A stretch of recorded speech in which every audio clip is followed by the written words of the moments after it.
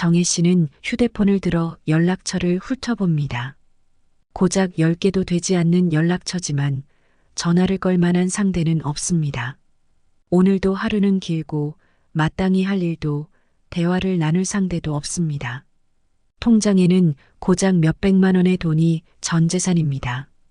그저 간신히 정부에서 나오는 돈으로 연명하는 생활을 한 지 벌써 오래입니다. 앞으로도 이런 하루하루를 어떻게 살아가야 할지 막막한 생각이 듭니다. 무엇보다도 힘든 것은 아무것도 하기 싫고 무기력한 기분이 계속 이어지고 있다는 것입니다. 사람도 다 싫고 뭔가 하고 싶다는 의욕도 사라진 지 오래입니다. 이렇게 남은 인생을 산다는 것이 무슨 의미가 있나 그런 우울감이 잦아듭니다. 그냥 죽고 싶다는 생각이 들지만 마음대로 죽지도 못하는 내 신세가 철량맞기만 합니다. 오늘은 젊어서 방탕하게 살았던 과거를 후회하다. 우연히 노년의 가까스로 자신의 삶의 의미를 찾게 되는 한 할머니 사연을 소개합니다. 어떤 사연일지 끝까지 시청해 주시고 노년의 시간을 지혜롭게 보낼 수 있는 방법에 대해 같이 생각해 보면 좋을 것 같네요. 그럼 지금 사연을 시작하겠습니다. 구독과 좋아요는 큰 힘이 됩니다. 올해 77세인 황정혜 씨는 기초생활수급자입니다. 통장에 있는 돈이라고는 몇백만 원의 돈이 전부입니다. 그 액수를 보면 한숨이 절로 나오지만 사실 평생 정혜 씨가 힘들게 살았던 것은 아니었습니다. 젊었을 땐 제가 이런 신세가 될 줄 꿈에도 몰랐지요. 저는 잘 나가는 회사원이었어요. 그 시절에 저는 부유한 집에서 컸습니다. 남들은 꿈도 꾸지 못했던 좋은 교육을 받았고 대학도 나왔습니다. 젊어서는 신바람 나게 살았지요. 사는 게 얼마나 쉬워 보였는지 몰라요. 매사에 저는 자신만만했지요. 100년을 그냥 화려하게 살 수 있을 줄로만 알았습니다. 세상에 두려운 것이 없었어요. 결혼도 했었어요. 그런데 제가 성격이 자신감이 넘치다 못해 아주 오만했어요. 그땐 남편 귀한 줄 몰랐지요. 애도 둘이나 있었습니다. 딸을 내리 둘을 연년생으로 낳았어요. 그러니까 꼼짝없이 집에서 애를 키워야 하잖아요. 저는 애만 낳고 바로 다시 일을 하러 가려고 했어요. 그런데 남편이 반대를 하는 거예요. 저보고 애를 키우라는 거지요. 저는 근데 집에 있으려니까 막 숨이 막히고 가슴이 답답하더라고요. 애가 이뻐 보이지도 않았어요. 그래서 난 이렇게는 못 산다고 그냥 직장을 나갔어요. 그래서 애를 남편하고 시어머니가 번갈아 가면서 저 대신 키우더라고요. 퇴근하면 피곤하다는 핑계로 저는 애를 보지 않았어요. 집안일도 안 했어요. 그러니까 남편도 저한테 불만이 많았겠죠. 그렇게 남편하고 계속 애 키우는 문제로 싸우다가 결국 제가 집을 나오고 말았습니다. 그땐 그 사람이 너무 답답하다고 생각했어요. 애가 귀한 줄도 몰랐어요. 나는 밖에 나가서 일하는 게 좋은데 왜 그걸 가지고 시비인가? 그렇게만 생각했습니다. 저는 직업이 있었기 때문에 그 당시에는 남편과 헤어지는 것이 하나도 두렵지가 않았어요. 여자가 이혼을 한다고 하면 모두가 다 손가락질을 하던 때였는데도 무슨 자신감이었는지 그땐 눈에 보이는 게 없을 정도로 용감했어요. 그렇게 애 둘을 그냥 남편한테 던져놓고 혼자 나와서 살았습니다. 이혼을 하자고 해도 남편이 절대 이혼을 해주지 않더라고요. 나중에 애들 결혼할 때 애들한테 피해를 주면 안 된다고요. 참 애들한테 끔찍이도 잘하는 아빠였어요. 애들이 엄마 복은 없었어도 아빠 복이라도 있어 다행이죠. 지금 생각해보면요. 그러니 그 사람 눈에 애들은 안중에도 없고 밖으로만 싸돌아 다니는 제가 얼마나 못마땅했겠어요. 요즘에야 여자들이 다들 일을 하지만 그때는 다들 애 낳으면 그만두고 집에서 애 키우던 시절이잖아요. 용감하게 이혼을 하자고 했는데 남편은 절대 들어주지 않았어요. 남편이 이혼을 안 해주니까 어쩔 수 없이 그냥 그렇게 서류 정리도 안 된 상태에서 혼자 살게 되었지요. 지금 생각해보면 남편한테 고마워요. 그때 이혼을 해줬다면 제가 아마 직장 생활을 제대로 하기 힘들었을 거예요. 그땐 여자가 이혼하면 아주 비난받던 시절이었는데 제가 겁도 없이 그걸 하려고 했던 거죠. 그래도 이혼은 하지 않았으니까 그런 주변의 비난으로부터도 자유로웠죠. 그 당시에는 남편이 이혼 안 해줘서 너무 미웠는데 지금은 너무 고마워요. 한치 앞도 내다보지 못하던 저를 남편이 구해준 것이나 다름없었으니까요. 그 철딱선이 없던 시절에 그냥 남편만 원망하면서 답답하다고 집을 나갈 궁리만 했어요. 결국 남편하고 매일같이 싸우다가 당신이 애를 알아서 키우라고 하고는 그냥 가방 하나에 옷까지 대충 넣어가지고 나 혼자 집을 나왔어요. 기가 막혔는지 짐 가방 들고 나오는 저를 남편이 붙잡지도 않더라고요. 좋은 직업이 있었기에 가정을 등지고 혼자 나와 사는 것도 아무렇지 않았던 정혜 씨. 집에 묶여서 애나 보는 것보다는 그렇게 혼자 자유롭게 사는 것이 너무 좋았습니다. 너무 좋았죠. 그때는 애 둘을 20대에 낳고 30대를 정말 무슨 한이 맺힌 사람처럼 놀면서 신나게 살았어요. 그땐 혼자 살아도 외로운 줄도 몰랐죠. 일 끝나고 사람들하고 어울리면서 같이 술 마시고 주말에 놀러 다니고 하면서 정말 배짱이처럼 놀고 먹고 했습니다. 그렇게 매일 같이 즐기면서 살다 보니까 애들 생각도 하나도 나지 않았습니다. 오히려 애들 생각을 하면 답답하고 짜증만 났어요. 정말 제 마음대로 자유롭게 여행 다니고 돈도 물 쓰듯 쓰면서 살았지요. 그렇게 살다 보니 어느 순간 나이가 들었어요. 40대가 되고 또 50대가 되더라고요. 그리고 정신을 차려보니까 제 주변에 남은 사람도 없고 돈도 다 써버리고 없는 거예요. 50대라는 나이에 통장은 텅 비어 있고 혼자인 내 신세가 갑자기 문제라는 생각을 하게 됐지요. 젊어서 저하고 같이 놀던 사람들은 다들 시간이 흐르면서 가정을 꾸리고 저는 점차 혼자인 채로 나이가 들고 있었습니다. 지금은 혼자 사는 사람이 많다고 하지만 그때만 해도 다들 결혼을 많이 하던 때였잖아요. 명절이며 휴가 때면 다들 가족들끼리 모여서 놀고 그러는 게 조금씩 부럽더라고요. 제가 제 가정 버리고 혼자 지내는 걸 부모님이 못마땅하게 여기셔서 저는 명절에 친정에도 못 갔거든요. 저희 부모님이 항상 그러셨어요. 너는 남의 새끼들은 이뻐하면서 네 새끼는 못 키우냐고. 참 모순이죠. 같이 놀던 사람들이 하나 둘 가정을 꾸리면서 정혜 씨는 어느 순간 혼자가 되었습니다. 그러자 평소 생각지도 않고 살았던 남편과 아이들 생각이 났지요. 저도 그래서 남편한테 연락을 해봤어요. 짐 가방 싸서 나온 이후 처음으로 연락을 먼저 해봤죠. 사실 그전에는 남편이 몇 번이나 애들이 엄마 보고 싶어 한다고 연락을 한 적이 있었어요. 그럴 때마다 제가 거절했거든요. 공연히 애들 만나면 제가 마음이 흔들릴 것 같고 후회가 될까봐 아예 안 보려고 했던 거예요. 지금 생각해보면 죄책감 때문이었던 것 같습니다. 내내 그렇게 애들 보는 것도 피했는데 나이 50이 넘어 너무 외롭고 공허해지니까 그래도 가족이라고 남편과 아이들 생각이 나더라고요. 참 너무 이기적이죠. 남편이 애들한테 물어보고 애들이 만나고 싶다고 하면 연락을 주겠다고 하더라고요. 그래서 희망을 가져봤지요. 염치가 없지만요. 50대가 되자 정혜 씨는 혼자 사는 삶이 더 이상 즐겁지가 않았습니다. 죄책감이 들었지만 염치를 무릅쓰고 남편에게 연락을 한 정혜 씨는 마치 판결을 기다리는 죄수처럼 긴장되는 마음으로 남편의 연락을 기다렸습니다. 남편은 아이들이 엄마를 만나고 싶지 않다고 하니 안 되겠다며 거부 의사를 전해왔습니다. 정혜 씨는 그제서야 자신이 무슨 짓을 저지른 것인지 깨닫게 되었지요.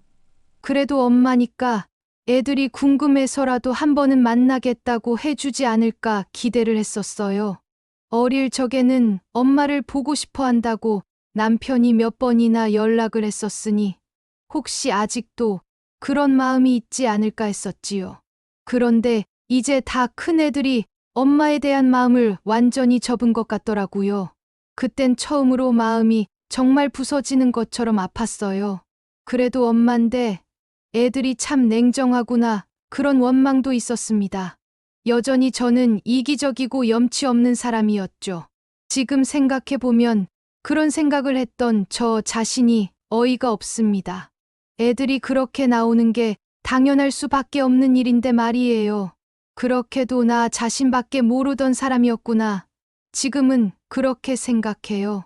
정혜 씨는 딸들로부터 완전히 외면당했습니다. 그렇게 자포자기한 심정으로 살다가 크게 몸이 아픈 일이 있었지요. 부모님이 남겨주신 재산이 있었는데 그때 모아놓은 돈도 없고 하니까 수술비, 입원비 그리고 재활하느라고 돈을 다 써버렸지요. 그러고 나니까 정말 하루아침에 제가 극빈층이 되어 있더라고요. 평생 돈 걱정 없이 놀고 먹을 땐 저한테 이런 일이 생길 줄 꿈에도 몰랐어요. 부모님이 부유하셨는데 부모님도 나이가 드시면서 사업이 부도가 나서 재산을 다 날리셨어요. 그래도 아끼던 막내딸인 저한테 재산을 조금 남겨주셨던 건데 너무 허무하게도 병치레 하느라 그 돈을 다 써버린 거죠. 제가 직장 생활하면서는 돈을 하나도 모으지 않고 다 써버렸거든요. 옷이며 가방이며 화장품이며 그냥 아끼지 않고 내키는 대로 다 사서 썼습니다.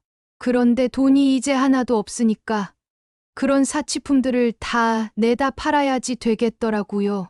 그래서 값이 나가는 것들을 다 팔고 나니까 몸뚱아리 하나만 남은 거예요. 나이 들고 돈이 다 떨어진 정혜 씨. 가까스로 병은 완치가 되었지만 정혜 씨에게 남은 것은 기초생활수급자라는 타이틀 뿐이었습니다. 어찌 살아야 하나 막막하던 정혜 씨에게 남편이 연락을 한 적이 있었습니다. 딱 한 번 남편으로부터 연락이 왔었어요. 큰 딸이 결혼하는데 와서 혼주 자리 좀 채워달라고 하더라고요. 그래서 혹시나 하는 마음으로 딸 결혼식에 갔습니다. 정말 그땐 지푸라기라도 잡고 싶은 심정이었어요. 어떻게든 남편하고 딸들하고 묵은 감정을 해소하고 잘 지내보고 싶다는 기대를 했었습니다. 저는 너무 간절했거든요. 돈도 없고 의지할 사람도 하나 없는 이 삶에서 이제는 너무 탈출하고 싶었어요. 그래도 날 엄마라고 결혼식에 불러줬으니까 조금은 딸들이 마음을 열었나 보다. 혼자 그런 생각을 좀 했습니다. 정혜 씨는 비참한 삶에서 누군가 자신을 구해주기를 간절히 바랬습니다. 자신의 과거를 용서받고 싶었지요. 그런데 결혼식 끝나고 나서 딸은 정혜 씨의 기대와는 다른 말을 했습니다. 오늘 와주셔서 감사해요. 하지만 앞으로는 연락할 일 없을 겁니다. 제 남편 쪽에 부모님이 이혼을 한 것도 아닌데 이혼했다고 거짓말을 할 수도 없었고 이혼도 아니면 왜 어머니가 안 오시는지 설명하기도 난감해서 와 달라고 했던 거예요. 다른 뜻은 전혀 없습니다.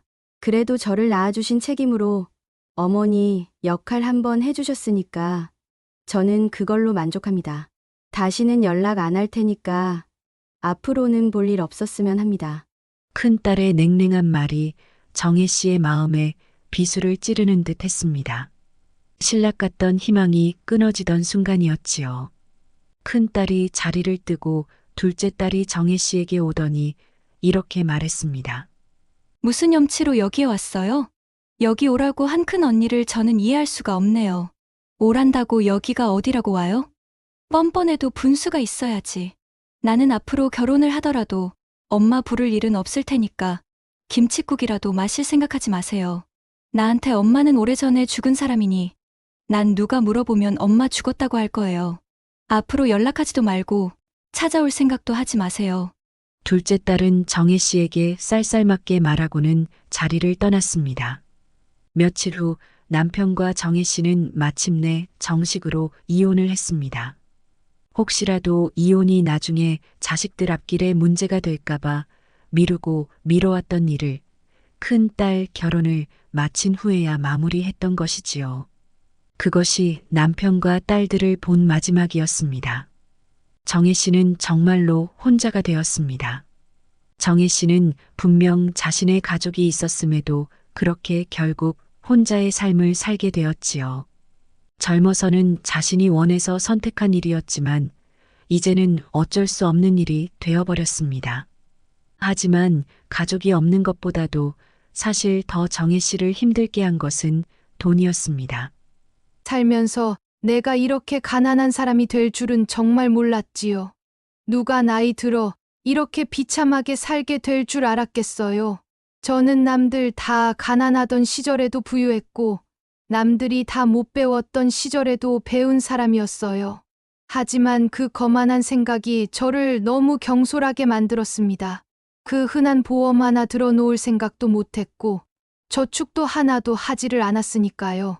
지금 생각해보면 대체 무엇을 믿고 그렇게 인생을 생각 없이 살았는지 모르겠습니다. 저를 책임져 줄 가족도 내 손으로 다 내팽개쳐 버리고 말이에요.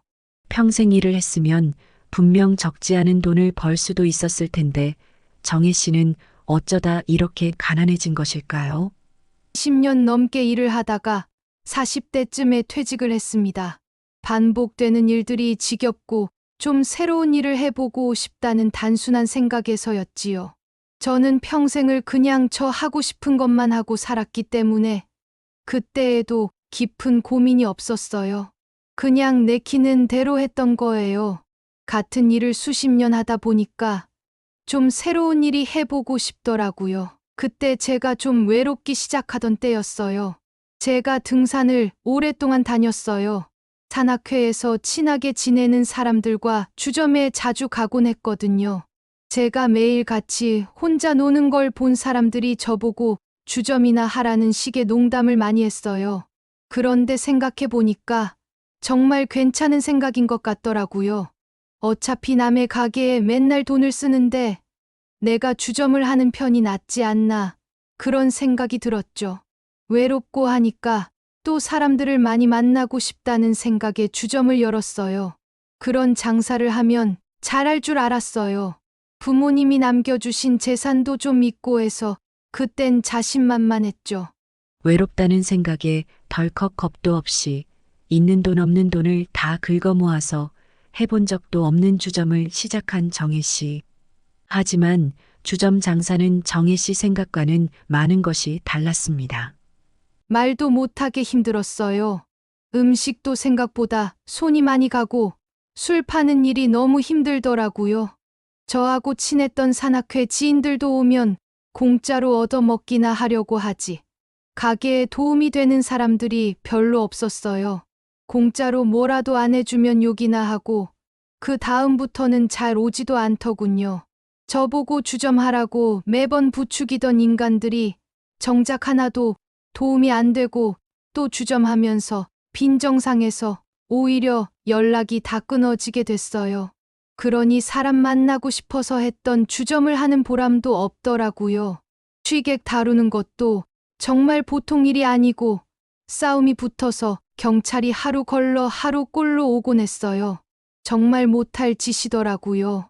그러니 대출받은 빚만 남고 결국 가게를 얼마 못 가 접었습니다. 그 이후에는 다시 취직을 하려고 했는데 그때 몸이 망가져서 수술도 받고 남은 재산까지 다 까먹게 된 거예요. 간신히 이런저런 일을 쉬다가 하다가 하면서 수십 년이 지나서야 빚을 갚았어요. 정말 힘든 시간이었습니다. 겁도 없이 뛰어들었던 주점 장사. 정혜 씨는 그렇게 본인이 늘 내키는 대로 살다가 결국 몸에 병까지 얻고 부모님이 남겨주신 재산까지 잃고는 빈털터리 신세가 되고 말았던 것입니다. 결국 돈도 다 잃고 내 손으로 내친 가족과도 완전히 인연이 끊어지고 나니까 대체 내 인생에 무엇이 남았나 그런 후회가 가득했습니다. 대체 왜 그렇게 살았나 매일매일 후회를 했어요. 젊어서 돈 잘 벌 때에 남들처럼 아파트라도 한 채 사뒀으면 내 노후가 이렇게 비참해지지는 않았을 텐데 공연히 주점을 왜 했는지 그냥 열심히 일해서 정년퇴직을 했다면 그것도 훨씬 괜찮았을 텐데 그게 제일 후회가 돼요. 돈 있었을 때 집 사놓고 연금보험도 들어놓고 했었으면 그래도 이렇게까지 힘들지는 않았을 거예요. 너무 아무 생각 없이 살아서 그 재산을 다 날려버리고 나니 이렇게 초라한 신세가 되어버렸습니다. 몸도 이제 예전처럼 좋지 않으니까 내가 할 수 있는 일이 뭐 있나. 그렇게 자포자기한 심정으로 하루하루를 시간 때우듯이 살았습니다. 어떤 날은 그냥 콱 죽고 싶었어요. 그것도 쉽지가 않은 거예요. 내가 죽으면 딸들이 와서 치워주려나 딸들한테 그런 모습까지 보이는 건 죽기보다 싫더라고요. 그래서 죽지도 못하고 그냥 그렇게 신세 한탄만 하고 살았지요. 우울감이 날이 갈수록 심해진 정혜 씨. 만나는 사람도 없이 하루 종일 단칸방에 누워 있다가 집에 먹을 것이 떨어지면 장을 보러 외출을 하는 것이 유일한 하루 일과가 되었습니다. 그런 정혜 씨에게 변화가 찾아온 것은 우연한 기회였습니다.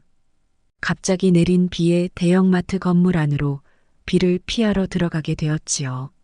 그곳에서 뭔가를 발견하게 되었습니다. 비도 피할 겸 할 일도 없고 하니까 화장실이나 쓰려고 대형마트에 들어갔지요. 그런데 거기에 무슨 문화센터가 있더라고요. 거기서 저 같은 할머니들이 모여 있는 것을 봤어요. 나 같은 사람들이 대체 모여서 뭘 하는 걸까 궁금했지요. 알고 보니까 그 사람들이 구연 동화라는 것을 하고 있더군요. 어린 아이들한테 동화를 재미나게 읽어주는 것 말이에요. 동화 읽어주는 걸 할머니들한테 가르쳐 주고 있더라고요. 너무 반가웠죠. 세상에 저보다도 머리가 더 하얀 사람들도 많더라고요. 그래서 제가 그걸 지켜보고 있다가 수업이 끝나고서 나오는 사람들한테 가서 물어본 거예요. 그 일이 자격증도 있대요. 요즘에 어린이집이나 유치원에서 할머니들을 초대해서 애들한테 동화를 읽어주게 하는 프로그램이 많다고 하더군요. 그러면서 저보고 수업에 꼭 오라고 하는 거예요. 정말 몇십 년 만에 누가 저보고 어디 오라고 한 것은 처음이 아니었나 싶었어요. 저는 늘 혼자였으니까요. 갑자기 눈물이 왈칵 나더라고요. 살다 보니까 누가 날 불러주는 일도 있구나. 정혜 씨는 그렇게 우연히 보게 된 구연 동화 수업을 나가게 되었습니다. 동화 읽어주는 일 정도는 사실 정혜 씨에게 별일은 아니었어요. 수십 년 직장 생활도 했었으니까요. 하지만 문제는 자신감이었습니다. 모든 것을 잃고 혼자 고립되어 살아온 정혜 씨는 고작 어린 아이들에게 동화를 읽어주는 일조차도 겁이 났습니다. 나보고 오라고 해주니까 너무 고맙고 또 해보고 싶으면서도 너무 겁이 나는 거예요. 내가 이 나이에 할 수 있을까? 내가 실수를 하면 어쩌나? 여러 가지 생각이 들었습니다. 그냥 포기하고 도망치고 싶다는 생각도 있었지요. 이제 와서 이런 일을 하는 것이 무슨 의미가 있나 싶고 여러 가지로 고민이 많아지더라고요. 내가 누구를 위해 봉사를 한다는 것이 가당키나 한가? 나 같은 사람이야말로 누군가의 돌봄이 필요한 사람일 텐데 내가 무슨 봉사를 한다는 것인가? 그런 생각들 때문에 많이 망설여졌습니다. 그렇게 망설이던 정혜 씨를 붙잡아 준 것은 같이 수업을 듣던 할머니들이었어요. 할머니들은 정혜 씨에게 용기를 북돋워 주었습니다. 괜찮다고, 다 할 수 있다고 말이지요. 그분들이 정말 많은 용기를 주셨어요. 다들 저처럼 혼자고 자신감이 없었다고 하면서 괜찮다고 계속 이야기를 해주더라고요. 가서 어린 아가들 얼굴 보면 살맛이 날 거라고 계속해서 저를 설득했지요. 그래서 거의 끌려가다시피 수업을 듣게 되었어요. 수업료가 무료라고 하더라고요. 돈이 드는 것도 아니니 그냥 한번 해보기나 하자. 그런 심정으로 가게 되었습니다. 어차피 집에 혼자 누워만 있는 것보다는 그래도 거기 가서 사람들이라도 만나는 편이 덜 외롭기도 했고요. 정혜 씨는 그렇게 구연 동화 수업을 듣고 어느 날 어린이집에 정말로 동화를 읽어주러 가게 되었습니다. 어린이집으로 향하는 버스 안에서 정혜 씨의 가슴은 너무 떨려왔습니다. 막상 어린이집에 가려니까 가슴이 너무너무 떨렸어요. 긴장도 되고 겁도 나고 갑자기 도망치고 싶기도 했습니다. 왠지 가면 창피를 당할 것만 같고 바보같이 더듬고 실수를 할 것 같았어요. 두렵고 무서운 마음이 진정이 잘 되지 않았습니다. 하지만 그래도 다시 혼자 단칸방에서 죽을 날만 기다리는 그런 일상으로 돌아가고 싶지는 않았어요. 그 생각으로 버텼던 것 같아요. 간신히 할 수 있다, 할 수 있다. 이런 생각을 하면서 어린이집에 갔던 기억이 나네요. 정혜 씨는 그렇게 간신히 어린이집에 도착을 했어요. 그리고 어린이집 교사의 안내를 받아 아이들을 만나게 되었지요. 동화책을 펼치는 정혜 씨 손은 사정없이 떨렸지요. 학생들 앞에서 수업을 셀 수 없이 많이 했던 제가 그 어린 애기들 앞에서 어찌나 떨리던지 참 저 자신이 우스웠습니다. 한 번도 누구 앞에서 떨린다는 생각을 해본 일이 없었거든요. 이제 내가 할 수 있는 일이란 아무것도 없다는 생각으로 자포자기했던 세월이 너무 길었나 봐요. 보송보송한 아가들 앞에 서는 것이 그렇게 떨릴 줄 누가 알았겠어요. 정혜 씨는 그렇게 떨리는 마음을 진정시키며 동화책을 천천히 읽었습니다. 배운 대로 손짓을 하면서 열심히 최선을 다해 읽어주었지요. 아이들은 까르르 웃음을 터뜨리기도 하고 배를 잡고 대굴대굴 구르기도 했어요. 아이들이 호응을 잘해주자 점점 자신감도 붙었지요. 그렇게 동화책 한 권을 뚝딱 읽었습니다. 동화책을 다 읽어주고 나자 아이들은 한 명씩 다가와서 정혜 씨를 안아주었어요. 고사리 같은 손으로 제 등을 안아주는 아이들이 너무 사랑스러웠습니다. 그 작은 아이들을 품에 안아보니 얼마나 따뜻하고 위로가 됐는지 몰라요. 눈물이 날 것만 같더라고요. 정혜 씨는 아이 하나하나를 꼭 안아주고 다음에 또 만나자 하며 어린이집을 나섰습니다. 정혜 씨의 첫 수업은 아주 성공적이었어요. 그렇게 정혜 씨는 구연 동화 할머니로서의 삶을 새로 시작하게 되었습니다. 집에 돌아온 정혜 씨는 자신의 아이들 생각을 했어요.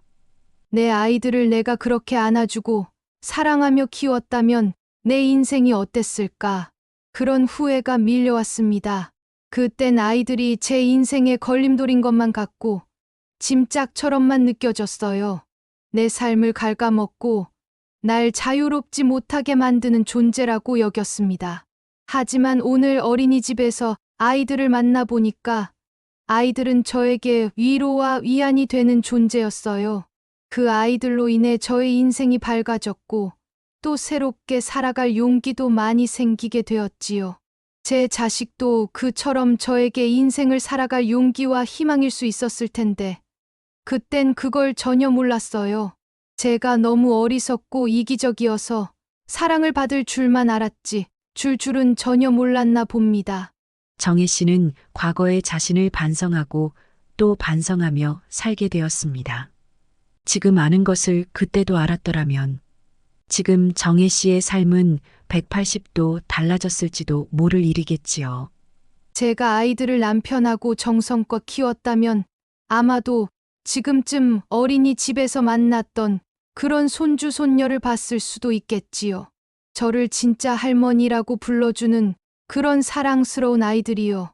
엄마가 된 것이 숨이 막히고 그렇게 싫었는데 그 일로부터 도망친 삶의 결과는 비참하고 외로울 뿐이었어요.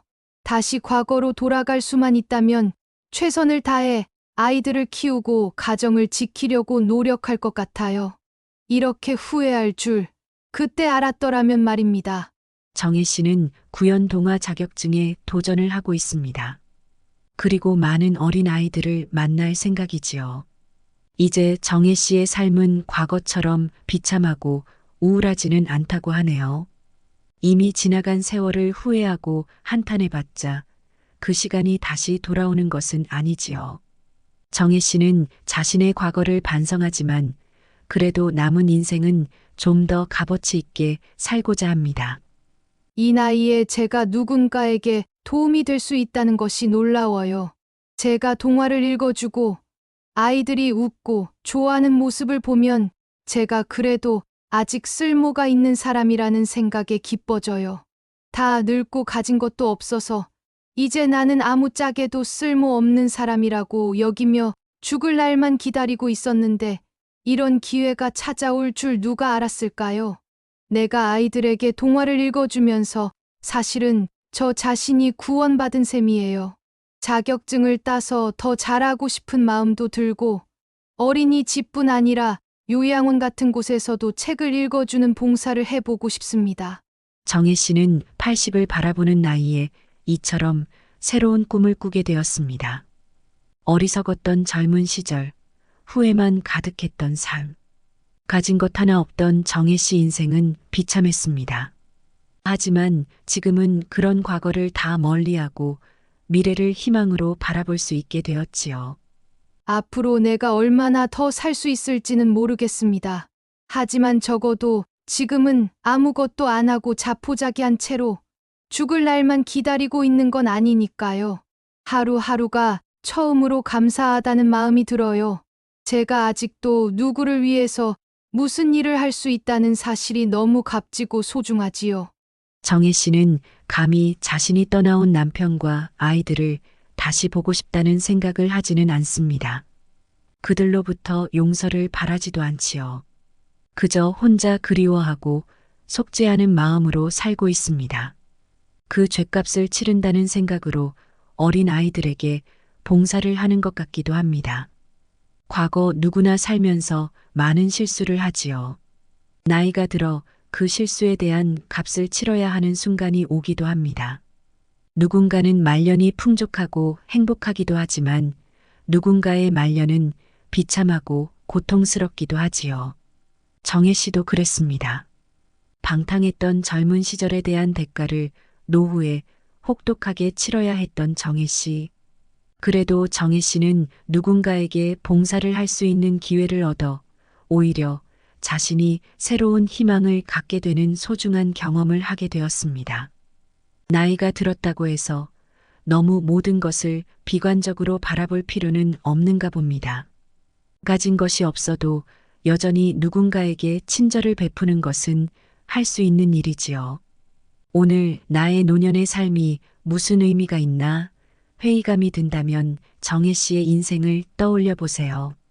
모든 것을 잃고 비참하고 좌절스러운 삶을 살았지만 그래도 누군가를 위해 할 수 있는 것을 찾아내서 결국 자기 자신의 쓸모를 증명한 정혜 씨처럼 여전히 누군가에게 나는 도움이 되는 존재일 수 있다는 것을 꼭 기억하시기 바랍니다. 세상에 쓸모없는 사람은 없습니다. 그저 그 쓸모를 찾아내느냐, 찾지 못하느냐, 그 차이만 있을 뿐이겠지요. 오늘 이야기 어떠셨나요? 영상을 시청해 주셔서 감사합니다.